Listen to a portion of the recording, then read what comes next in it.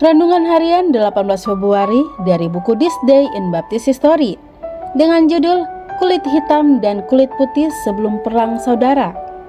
Nats yang diambil Mazmur pasal 29. Bisakah Anda bayangkan masalah yang dihadapi oleh seorang gembala kulit putih pada tahun 1836 ketika menerima sebuah panggilan melayani di sebuah gereja di daerah selatan yang memiliki 1.384 orang kulit hitam dan 333 orang kulit putih sebagai anggota? Apakah Anda terkejut bahwa sebuah gereja di bagian selatan bahkan beranggotakan orang-orang kulit hitam? Sayangnya, banyak fakta yang terdistori dipertahankan karena kurangnya pengetahuan tentang sejarah baptis.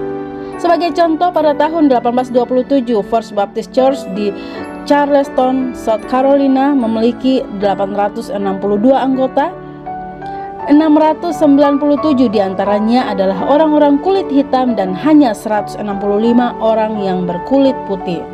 Jeremiah Bell Jeter menjadi gembala dari First Baptist Church di Richmond, Virginia pada tahun 1836. Dan ia segera mengamati bahwa ruangan terpisah untuk 1.384 anggota-anggota kulit hitam tidaklah cukup. Setelah belajar dengan baik selama 2 tahun, Gembala Jeter menyimpulkan bahwa baik orang-orang kulit hitam maupun orang-orang kulit putih tidak bisa mendapatkan pelayanan terbaik dalam satu gedung. Dan oleh karena itu, ia mengusulkan agar jemaat tersebut membangun sebuah gedung baru dan memberikan gedung yang lama kepada First African Baptist Church yang baru saja terbentuk. Lebih jauh lagi, sang gembala membujuk Robert Reland, rektor dari Raymond College, untuk menjadi gembala pertama dari gereja itu. Jeremiah Bell Jeter dilahirkan pada tanggal 18 Juli 1802 dan diselamatkan pada sebuah pertemuan kebaktian rohani gaya kuno. Ia dibaptis ketika ia masih remaja pada bulan Desember 1821. Setelah dibaptis, ia berdiri di tepi sungai dan menyampaikan pidato umum pertamanya. Hanya dalam hitungan minggu, ia menyampaikan khotbah pertamanya. Dan pada tanggal 4 Mei 1824, ia ditabiskan untuk pekerjaan pelayanan.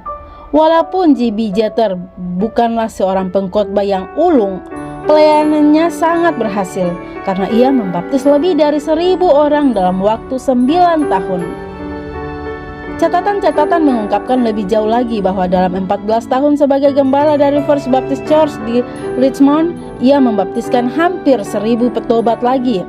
Diselamatkan karena pertemuan-pertemuan kebaktian rohani, sang gembala mengetahui keuntungan dari pelayanan-pelayanan itu, dan ia mendorong pertemuan-pertemuan yang berdurasi waktu lama di sepanjang pelayanannya.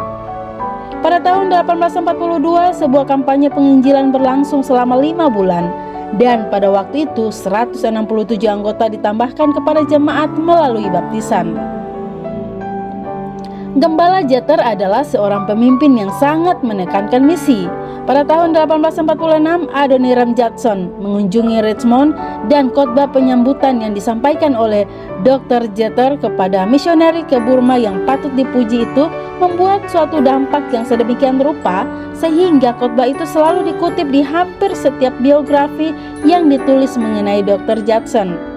Karena cintanya akan misi, Dr. Jeter melayani sebagai presiden dari Virginia Baptist Foreign Mission Society dan melayani di Board of Managers dari Triennial Convention of American Baptists. Ketika perpecahan antara kaum Baptis di utara dan selatan terjadi, Dr. Jeter melayani sebagai ketua dari Foreign Mission Board juga. Di penghujung perang saudara, Dr. J.B. Jeter menjadi editor dari The Religious Herald dan berusaha untuk menjadi perantara yang mendamaikan kaum Baptis Utara dan kaum Baptis Selatan. Ia melayani dalam kapasitas itu hingga kematiannya pada tanggal 18 Februari 1880 hari ini. Tanpa kedengkian dan kebencian, hidupnya adalah sebuah hidup yang berhasil. Dan kita melihat kembali dan rasa hormat atas kenangan pelayanan Tuhan yang terkasih ini. Renungan tambahan Dr. Shonto Liao. Poin pertama, dari semua denominasi gereja di Amerika Serikat sebelum Perang Saudara yang merebak tahun 1861, Gereja Baptis adalah yang paling memihak kaum budak dan kulit hitam. Banyak pengkhotbah baptis menegur terang-terangan perbudakan, dan ketika merebak perang saudara, orang baptis adalah pemihak kelompok utara yang antusias mau menghapus perbudakan. Ada orang bertanya, mengapa tidak ada ayat untuk menghapus perbudakan? Tentu ada. Kasihilah sesamamu manusia seperti dirimu sendiri. Ini ayat untuk menghapus bukan cuma perbudakan, tetapi juga segala penindasan dan keegoisan. Poin kedua, banyak orang tidak tahu bahwa terbentuknya Northern Baptist dan Southern Baptist itu isunya adalah perbudakan.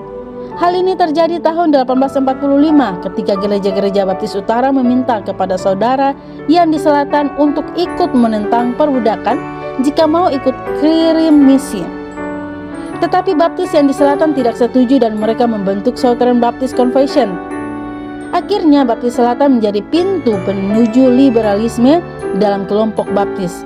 Dari sejarah kita dapat menyimak ketika seseorang, apalagi sebuah denominasi gereja, memperlihatkan sikap yang tidak berpihak pada kebenaran, maka iblis langsung melihat ada peluang untuk masuk melakukan penetrasi. Poin ketiga, orang baptis berdiri di garis paling depan dalam hal membela hak asasi manusia. Itu karena doktrin baptis yang menghasilkan orang Kristen lahir baru bukan sekedar Kristen KTP yang memenuhi bangku gereja.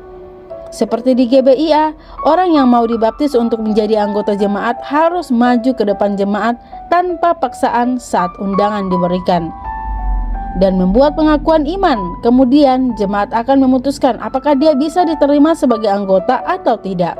Jadi, setiap anggota jemaat GBIA adalah orang yang pernah membuat pengakuan iman di depan jemaat, dan kemudian dia dibaptis atas dasar pengakuan imannya. Demikian renungan hari ini bersama saya Lina Dadi. Tuhan Yesus menyertai dan Maranatha.